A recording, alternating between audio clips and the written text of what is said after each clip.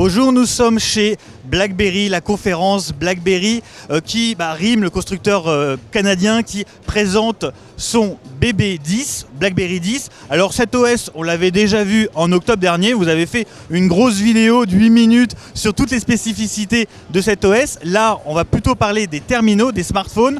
RIM a annoncé 2 smartphones, un Q10 tactile et le clavier classique qu'on connaît, bon là c'est du QWERTY mais ça sera de l'AZERTY, et le Z10. Alors le Z10 il ressemble beaucoup au Dev Alpha qu'on avait eu en octobre dernier. Ce qu'il faut retenir surtout, c'est cette nouvelle gestuelle justement, cette nouvelle ergonomie. Il n'y a plus de touche home en façade, tout se passe d'un glissement de doigt.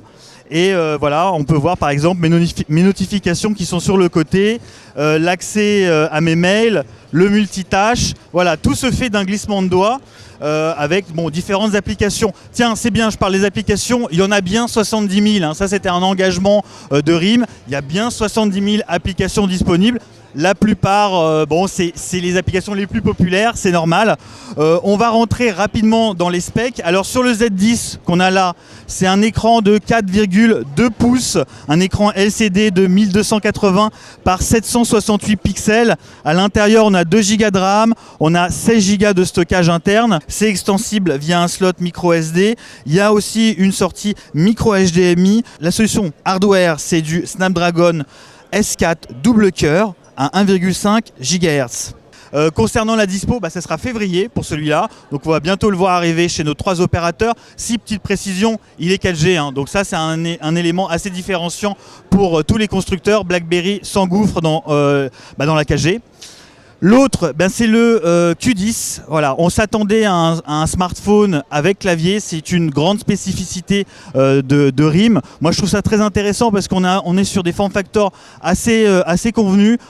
C'est que du tactile chez quasiment tous les fabricants. Là, on a quelque chose de différent, je trouve, avec ce clavier. Rapidement sur les specs, à l'intérieur, on a donc un écran de 3,1 pouces.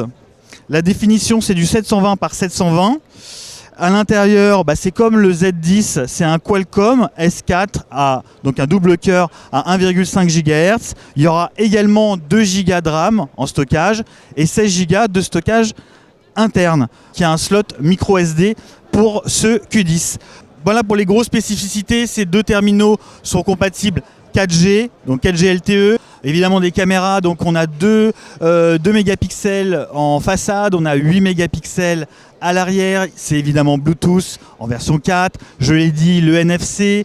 Au niveau de la batterie, 1800 mAh d'un côté, 2100 me dit-on sur celui-ci. En termes de dispo et prix, alors on n'a pas encore vraiment les prix. Sur celui-ci, on me dit qu'on sera autour d'un iPhone 5. Donc celui-ci, c'est le Z10. Voilà, autour d'un iPhone 5 pour une dispo. Là, dans quelques jours, c'est février.